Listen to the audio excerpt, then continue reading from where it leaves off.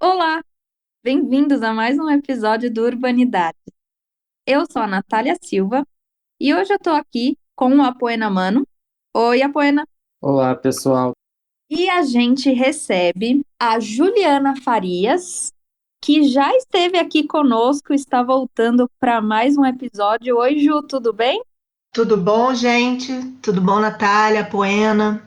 E a gente recebe junto com a Juliana a Gisele Martins. Tudo bem, Gisele?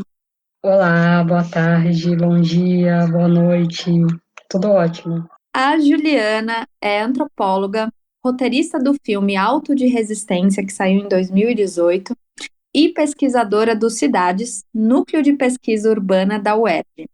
Ela recentemente lançou um livro chamado Governo de Mortes, uma etnografia da gestão de populações de favelas no Rio de Janeiro. Saiu pela Papéis Selvagens. A Gisele é comunicadora comunitária da Maré e concluiu seu mestrado em Educação, Cultura e Comunicação em Periferias Urbanas pela UERJ. A pesquisa dela saiu em livro que chama Militarização e Censura, a luta por liberdade de expressão na favela da Maré. Saiu em 2019. E como eu já cantei a bola, a Ju participou de um outro episódio, o de número 14 do nosso podcast, quando ela compôs uma banca para divulgar o livro Militarização no Rio de Janeiro, da pacificação à intervenção. E nesse livro, quem escreve a orelha é justamente a Gisele. Então a gente trouxe essa dupla para fazer uma conversa conosco sobre o tema justamente de militarização, trazer esse tópico de volta. Natália, deixa eu me meter aqui porque esse episódio foi muito bom e acho que a gente pode aproveitar essa oportunidade para iniciar essa entrevista. Pedir para vocês se vocês podem retomar um pouco o que a gente pode entender como militarização enquanto política pública. E além disso, falar um pouco para a gente de que forma essa militarização afeta a vida de pessoas em territórios como favelas e periferias. O tema da militarização é um tema que nós, enquanto movimentos de favelas, de mães e familiares, vem pautando, né? Principalmente durante esse período dos mega-eventos. Durante o período dos mega-eventos e no pós-mega-eventos, a gente ainda vem intensificando esse debate. Por quê? Porque são as favelas e periferias, e aí eu falo especificamente do Rio de Janeiro, em que a gente vem sofrendo esse aumento da militarização, do aumento de aparatos bélicos e também de polícias que cada vez mais vêm treinando formas de matar as populações que vivem nas favelas e periferias, que são as populações negras, principalmente. E publicações como essa, no livro que a Ju fez parte, que eu fiz a orelha, em textos, artigos, debates, enfim, que a gente vem pautando, é de extrema importância para a gente, porque a gente vem tentando cada vez mais colocar esse debate na favela, principalmente, mas também para a sociedade em geral, até mesmo para a gente trazer como debate o que existe na favela é a militarização da vida, né? Não é uma política de segurança pública. Segurança pública não é feita, não deve ser feita para matar população negra, fazer com que a gente vivesse e viva, por exemplo, operações policiais como a gente vivencia hoje, não era para ter operação policial. Se a gente tivesse um Estado, governantes que fizesse a gente ser parte, considerasse a gente como parte da cidade. Então é um debate que cada vez mais a gente tem que colocar e colocar a partir sempre do olhar desses e dessas que vivenciam a militarização da vida nos seus territórios e vidas. Sim, eu super concordo com a Gi. Aliás, eu aprendo sobre o que é militarização com ela. É uma das pessoas que me ensina sobre isso. E acho que o episódio que vocês retomam, né, do lançamento do livro que eu organizei junto com Márcia Leite, Lia Rocha e Monique Carvalho, a gente trabalhou a ideia de militarização como uma forma de governo, né?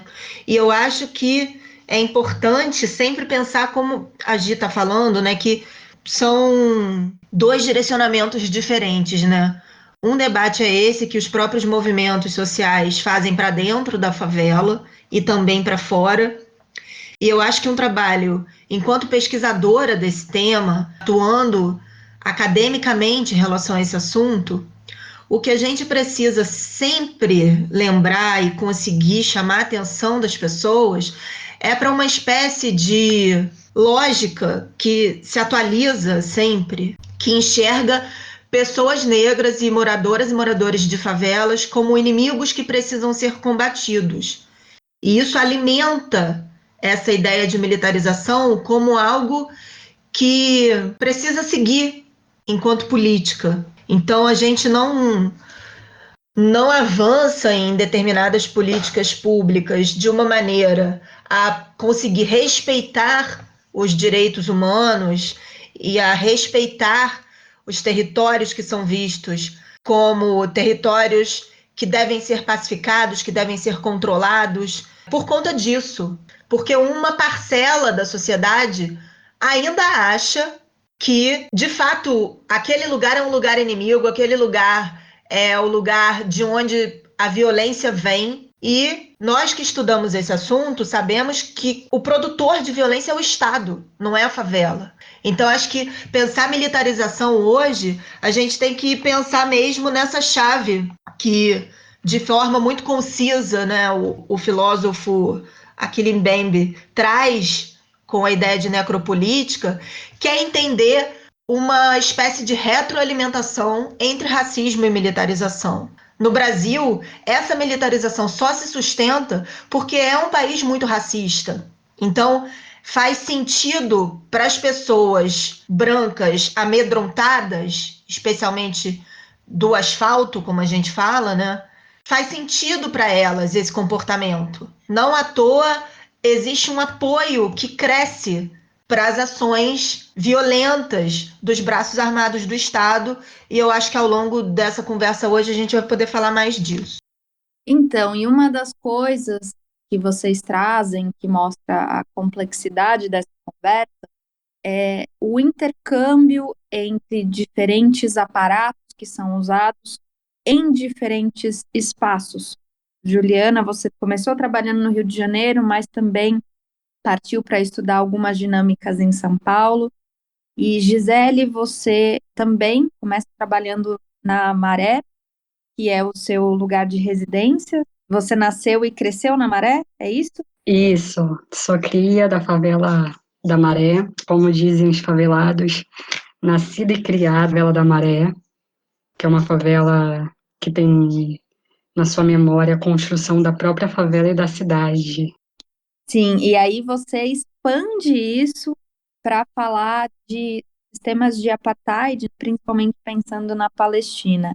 Então, eu queria que vocês comentassem um pouco sobre o trabalho de vocês para pensar justamente essas interconexões. Gisele também traz a questão de como diferentes aparatos e tecnologias são trocados, né, vão de um lugar a outro, o papel de tecnologias israelenses aqui no Brasil. Então, eu queria que vocês explorassem um pouco, contassem para a gente como esse trânsito acontece.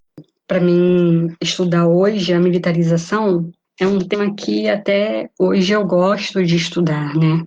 Mas não foi uma vontade minha de estudar esse tema, foi por conta de conviver com isso, né? De ver tanques de guerra na porta, de ver caveirão, de ver helicóptero atirando, de perder uma casa por conta da violência estatal, de ver pessoas, jovens negros, crianças, mulheres sendo assassinadas por fazer atos, por organizar e por denunciar, escrever artigos e matérias, entrevistar mães e familiares vítimas, né, da polícia estatal, da política militarizada, que eu acabei estudando esse tema e eu sempre estudei esse tema para poder complementar as matérias, as falas em debates, ou cursos, diálogos sobre a militarização e segurança pública dentro da favela e fora dela.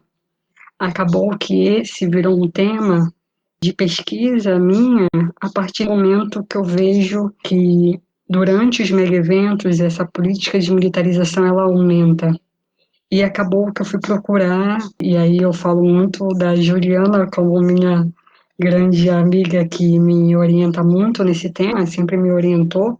Eu acabei procurando saber de onde vinha esses aparatos bélicos, né? Então, a partir da vivência, eu fui buscar entender, mas tudo era muito local. Antes dos palestinos me convidarem a ir à Palestina, eu tinha um debate muito local, porque eu achava, e aí eu falo enquanto moradora de favela, porque é um impacto enorme a militarização, o barulho do helicóptero, tanques de guerra na porta, enfim, casas sendo invadidas, esse impacto é tão grande que acaba fazendo com que a gente não enxergue outras lutas, outros gritos, outras formas de resistência. E não me cabia tempo de procurar entender que essa também é uma política militarizada em todo o sul global. Todo o sul global vivencia isso, né? A América Latina inteira sofre com o aumento da migração, principalmente nas últimas décadas. Assim como o Oriente Médio, né? O que eu via na televisão quando eu era criança, os países lá sendo massacrados e que a mídia colocava como uma guerra, hoje eu paro para pensar que é a mesma coisa que a gente vivencia nas favelas. Então, eu fui convidada em 2017 a ir à Palestina e quando chego lá eu falo, meu Deus, é a mesma coisa que a gente vivencia nas favelas do Rio de Janeiro. Enfim, só que lá é tudo muito mais visível, né? Aqui a gente vive numa falsa democracia que finge que não existe uma cidade separada. Lá tem os muros, literalmente. Aqui na Maré também tem um muro, mas lá tem os muros separando tudo. Lá tem os aparatos bélicos, tem os checkpoints que demonstram o lugar do branco e o lugar do árabe. Então é muito colocado aos nossos olhos, né? Lá não tem como dizer que é uma falsa democracia, porque ela não existe para trazer como discussão. Então acabou sendo um debate que hoje eu trago para a minha vida e para a pesquisa e para o trabalho, que é a questão da internacionalização da militarização. Eu acho, enfim, a gente tem ideias muito complementares mesmo. E eu não vou nem pegar por conta da experiência de pesquisa Rio-São Paulo mais recente, não.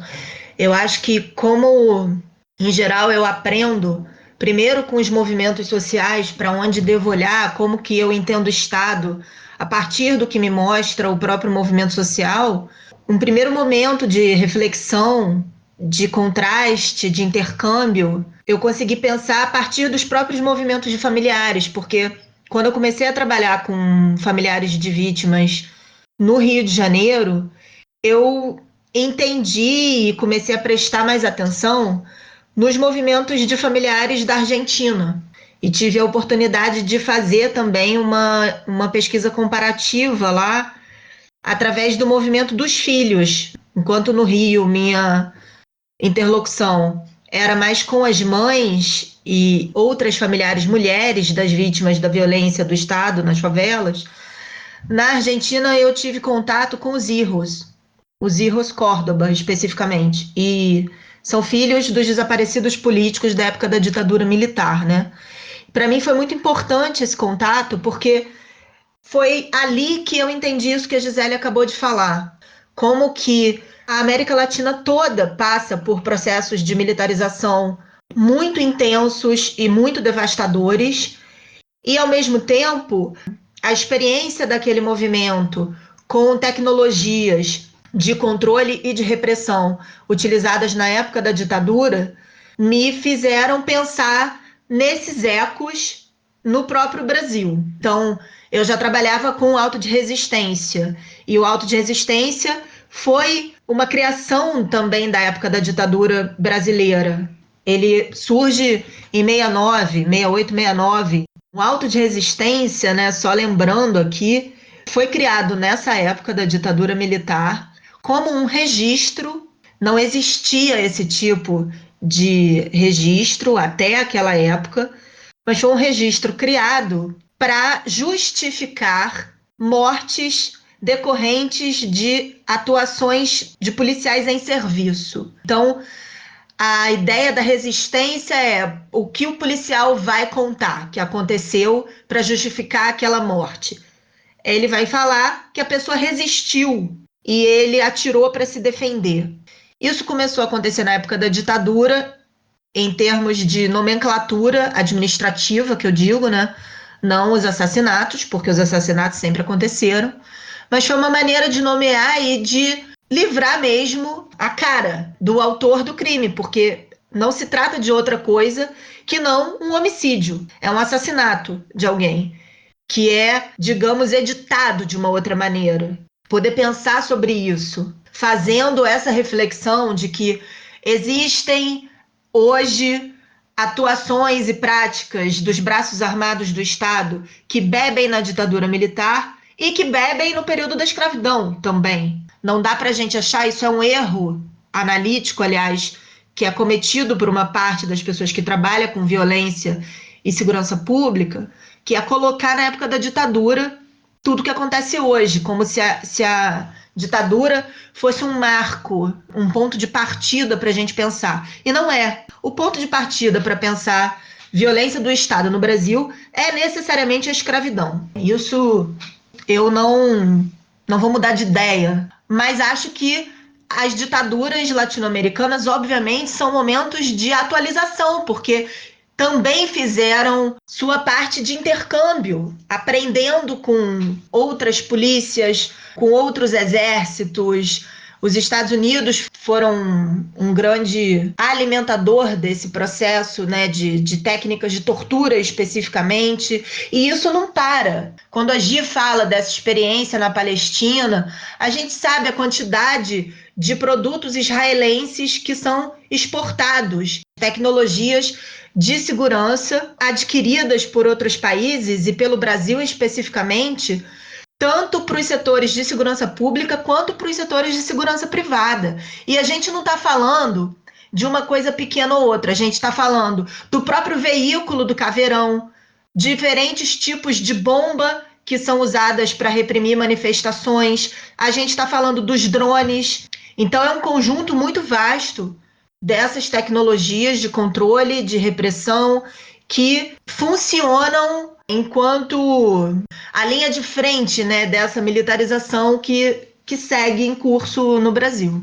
Obrigado, gente. E acho que justamente por falar nessa militarização que segue em curso, eu queria deixar um registro aqui antes da próxima pergunta que eu vou colocar para vocês, que em junho de 2020, o Supremo Tribunal Federal suspendeu as chamadas operações policiais em favelas do Rio de Janeiro por causa da pandemia de Covid-19 que a gente está vivendo.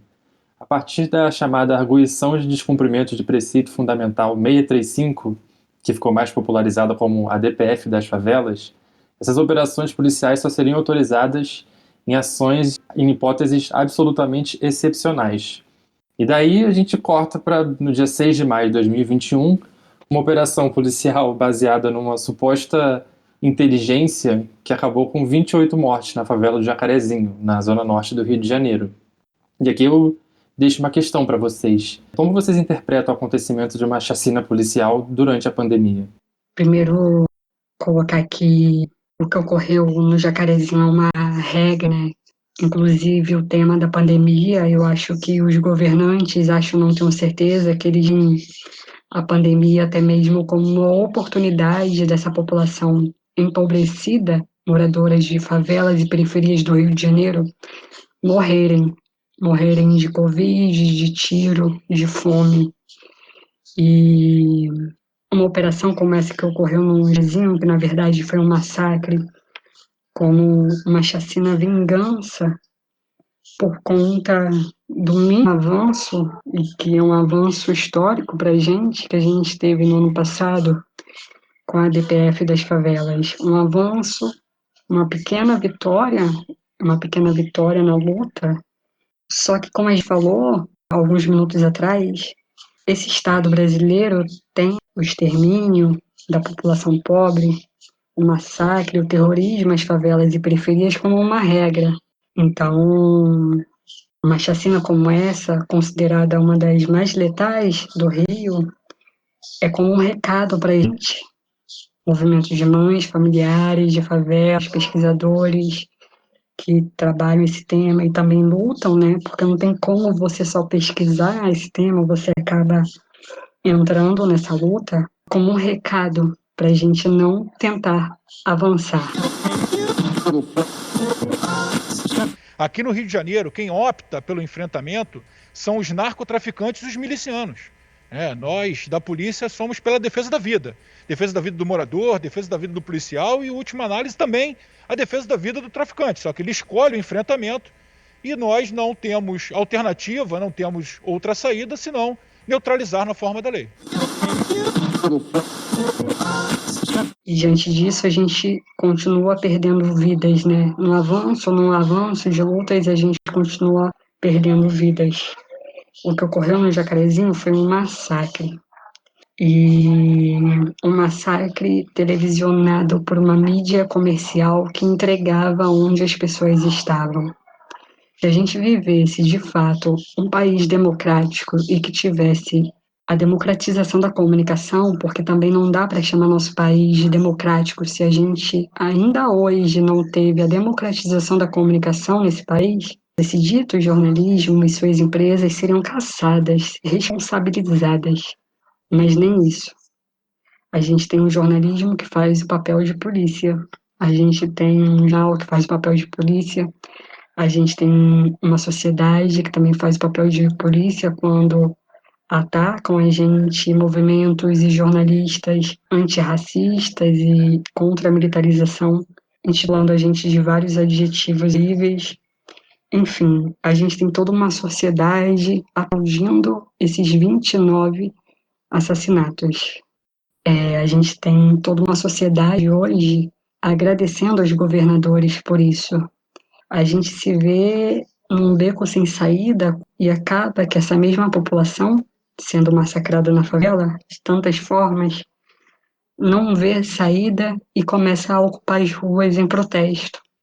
Então, é nesse beco sem saída que o Estado quer colocar a gente todos os dias, porque é um objeto político a matança e o genocídio da população negra das diferentes formas, na saúde, na fome, na falta de auxílio emergencial, na chacina, nos aparatos bélicos, no terrorismo, que é ter um helicóptero sobrevoando o céu da favela, o barulho já é enlouquecedor, enfim, terrorismo de Estado, é um Estado terrorista brasileiro.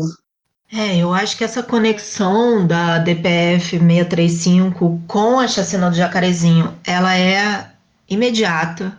Foram 20 dias só depois da audiência que o Fachin marcou e que escutou os movimentos de favelas, não só pesquisadores e pessoas consideradas especialistas. Eu sempre que posso repito, são as pessoas que são diretamente atingidas por essa violência, pessoas como Gisele, que além de experimentar, viver, conhecer isso na própria pele, foi estudar o assunto, mas as especialistas são as mães, são as pessoas que perdem familiares e que ficam de luto por conta dessa violência do Estado. E elas foram escutadas. Os movimentos de favelas e os movimentos de familiares foram escutados no Supremo Tribunal Federal. E isso eu acho que deve ter sido recebido de uma forma muito ruim, a ponto de planejarem uma operação. É uma espécie de revide o que aconteceu no Jacarezinho. E eu acho que é muito importante a gente lembrar que foi uma operação conduzida pela Polícia Civil. Em geral, quando a gente discute militarização, as pessoas podem pensar, mas a Polícia Civil é civil, né? Não é militar.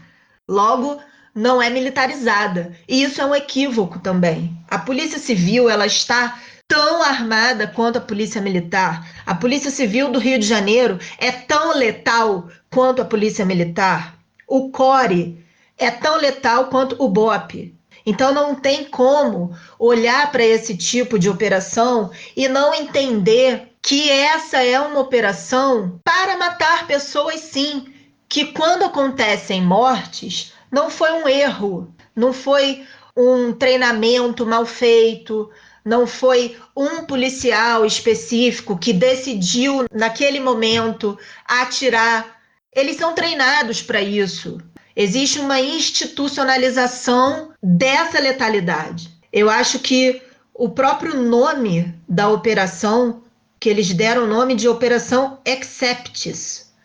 E é uma ironia pensar que Acceptes, né, tem esse prefixo conectado com exceção, e o próprio ministro Edson Fachin, quando ele publica a tutela provisória incidental, né, na medida cautelar da ADPF, que foi a partir dessa tutela provisória que se restringiram as operações a casos absolutamente excepcionais durante a pandemia do Covid-19, aí é que os movimentos e todos os operadores do direito que estão ao lado dos movimentos de favelas nesse processo questionam o que, afinal de contas, significa essa absoluta excepcionalidade.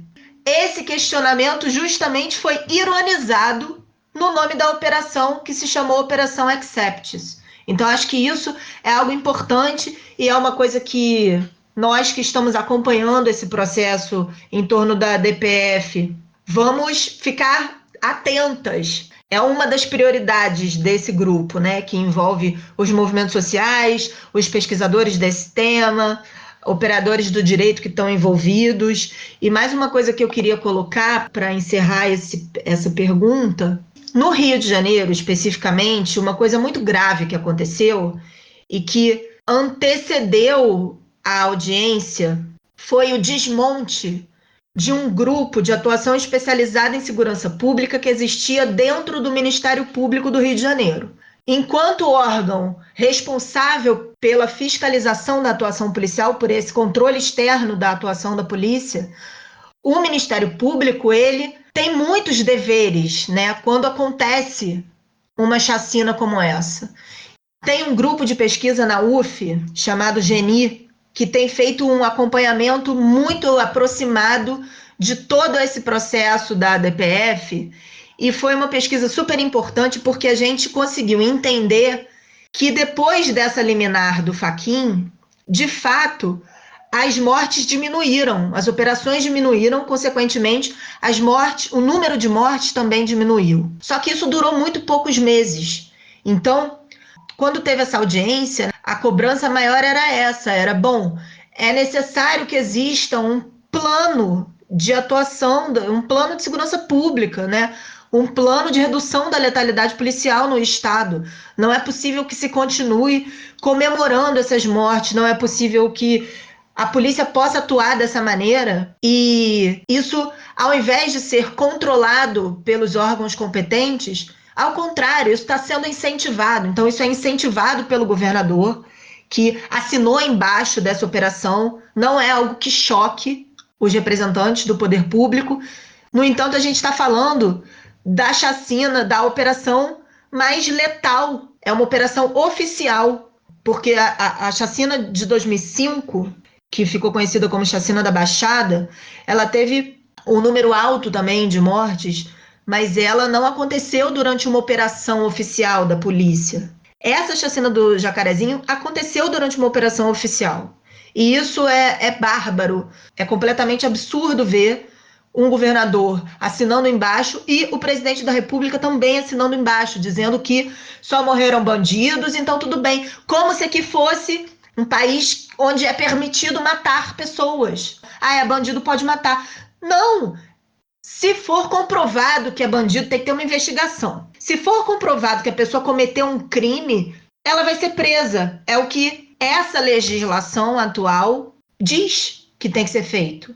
A gente não tem aqui no Brasil autorização para matar. Se aqui no Brasil tivesse pena de morte, mesmo assim, essas pessoas teriam que ser julgadas Não é o agente de segurança pública que atua na ponta, ou o seu chefe do Poder Executivo, que é o secretário de Segurança, que vai dizer que pode ou não pode matar. Então, a gente, de fato, está diante de uma situação extrema e completamente absurda no Rio de Janeiro.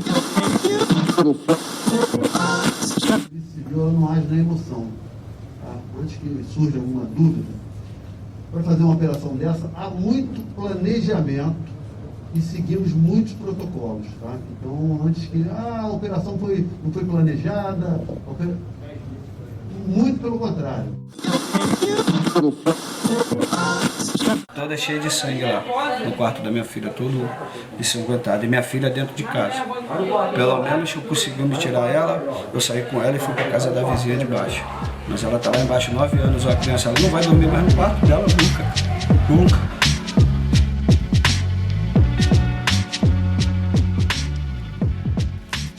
Uma demanda dos familiares que é importante ser amplificada para quem se preocupa com esse assunto é que o Ministério Público tenha uma atuação competente diante dessas situações, que o GAESP seja reativado e que a perícia independente exista no Rio de Janeiro.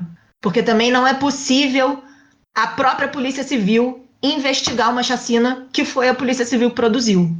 Eu acho que são duas pautas importantes para quem tem interesse e quem fica indignado também com essa quantidade de mortes, com violações de direitos humanos, assim, inacreditáveis. Não é só matar uma pessoa, é matar e mexer no corpo. Uma das vítimas fatais teve o dedo colocado na boca, como se fosse um deboche mesmo. Então, tem um excesso de violência aí que também é absurdo, e a gente precisa falar disso.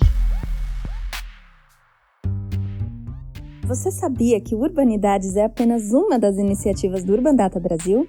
Para acompanhar notícias sobre o cenário urbano brasileiro e receber divulgações de atividades acadêmicas, acesse a nossa página no Facebook, Urban Data Brasil, o banco de dados bibliográfico sobre o Brasil urbano.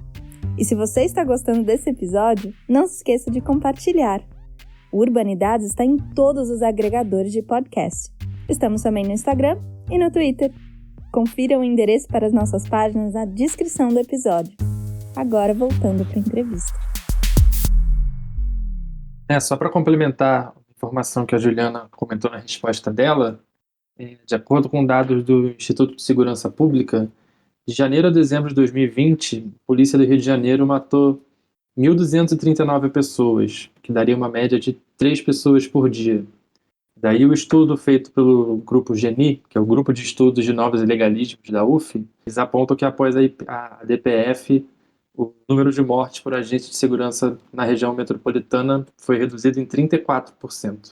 E aí a gente vê o papel complementar dessas ações de pesquisadores e pesquisadoras como vocês, que integram, né, o mundo acadêmico com a atuação política mais direta. E aí eu queria que vocês falassem um pouco sobre esse lado a partir de algumas atividades concretas, mais recentes, de que vocês têm participado. Você falou da audiência pública no STF, Juliana, e você participou desses trabalhos de apuração e também de defesa por esse direito, assim, pelo menos na pandemia, termos as operações policiais restritas. Mas também queria que vocês comentassem, então, outros espaços que vocês vêm ocupando e como essa conexão do trabalho acadêmico de vocês e o trabalho no campo mesmo vem construindo formas de resistência. Tem os espaços de mobilização nas favelas, tem os cursos de segurança pública, história das favelas, as atividades que a gente faz nas favelas, tem as inúmeras reuniões que a gente participa, tanto entre movimento e poder público, que é a parte mais difícil, né, porque a gente ainda é ignorado nesse espaço. Eu lembro de muitos deles ainda debocharem da gente, né, pelo nosso tom, pelo nosso grito, porque a gente está morrendo, né, então a gente tem um outro tom em lidar com isso, que é uma pressa, que é a pressa de continuar vivo e ter os nossos vivos. Tem os atos feitos na porta do poder público, tem a cobrança que a gente faz, tem a assessoria de imprensa que a gente faz também a cada chacina, a cada operação, a cada data de chacina, enfim. Tem também produção de textos e materiais que nós, enquanto comunicadores de favelas, também vem produzindo, porque a gente também precisa, principalmente, dialogar com os nossos, para não estereotipar também as nossas vidas, né? Já que tem uma mídia comercial, todo dia fala que a gente é culpado por existir, a gente precisa todos os dias dizer que a gente é vítima desse Estado, né?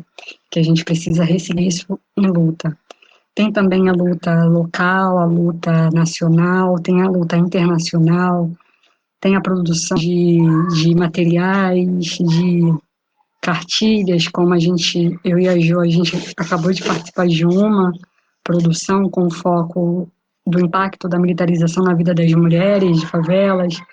Tem os livros, tem a produção acadêmica, tem a pesquisa, tem as lives, tem a campanha do Caveirão Não, que é uma campanha que vai e volta, enquanto tiver Caveirão, essa campanha vai existir, também é parte dessa denúncia, né, existe desde do primeiro caveirão que chegou no Rio de Janeiro, o caveirão que veio da África do Sul, direto da apartheid da África do Sul, os novos vêm de Israel, tem a articulação internacional que a gente faz uma vez ao ano, com debates ligando o racismo, a apartheid e a militarização a outros pontos do mundo, outros países, a outros povos que também estão resistindo, que é o Judo Negro, realizado durante uma semana em julho, enfim, tem muita coisa, né? E todos os dias a gente está aí na batalha diária, hoje lidando com a questão da militarização, aí também com a pandemia, né? Então, luta pela vacina,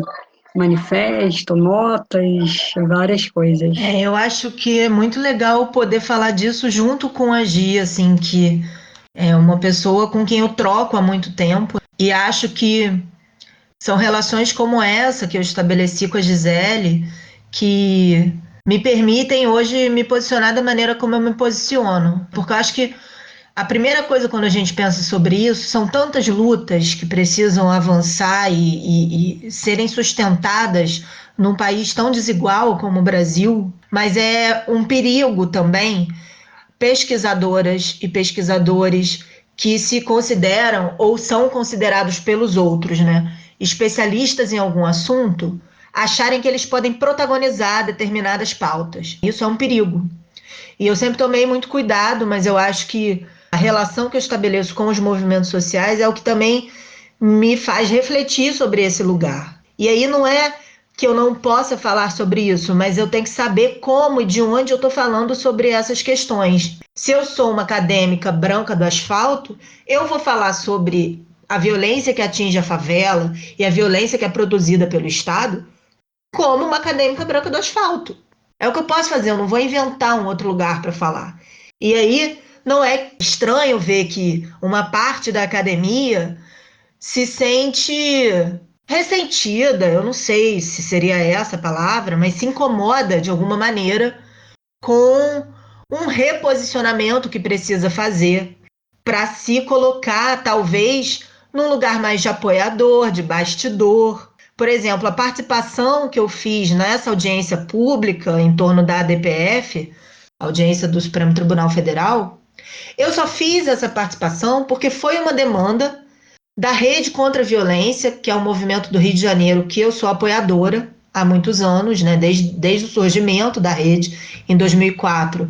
Eu sou apoiadora desse movimento e foi uma demanda da rede, que tem um grupo grande de pesquisadoras que apoiam o movimento, de que a gente se inscrevesse, se candidatasse para falar na audiência, para colocar determinados pontos. E aí não era falar pela rede, porque a rede também ia participar, enquanto amicus curiae. A rede é um movimento que assina junto todos esses pedidos que foram enviados ao Supremo. Então, eu acho que é um tipo de atuação que faz a gente se orientar e saber o nosso lugar. Eu participei como pesquisadora do Cidades, que é um núcleo dentro da UERJ, né, que é a minha universidade de origem. Então, embora eu faça parte de outros núcleos de pesquisa em outras universidades, tanto do Rio quanto de São Paulo, o Cidades é como se fosse a minha casa, de lá que eu saio, assim, que eu me lanço na vida. Então,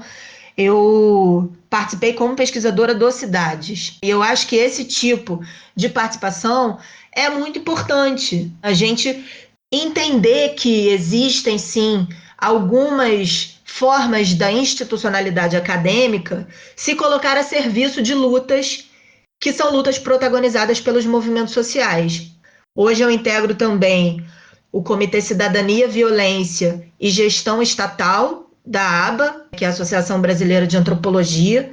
É um comitê bem recente. Muitas pessoas que compõem esse comitê também participaram da audiência pública, trazendo suas análises, e foi importante essa soma. É uma avaliação coletiva dos movimentos e das demais instituições que estão envolvidas na questão da ADPF, de que foi uma demonstração de como o nosso discurso, e aí nosso, eu estou falando nosso, esse bloco mais ampliado, que se posiciona contra a militarização, que se posiciona a favor da garantia da defesa dos direitos humanos, ficou muito evidente como os nossos argumentos são muito mais fortes do que as pessoas que participaram da audiência defendendo essa atuação policial da maneira como vem acontecendo. Então, isso ficou muito evidente naquele dia.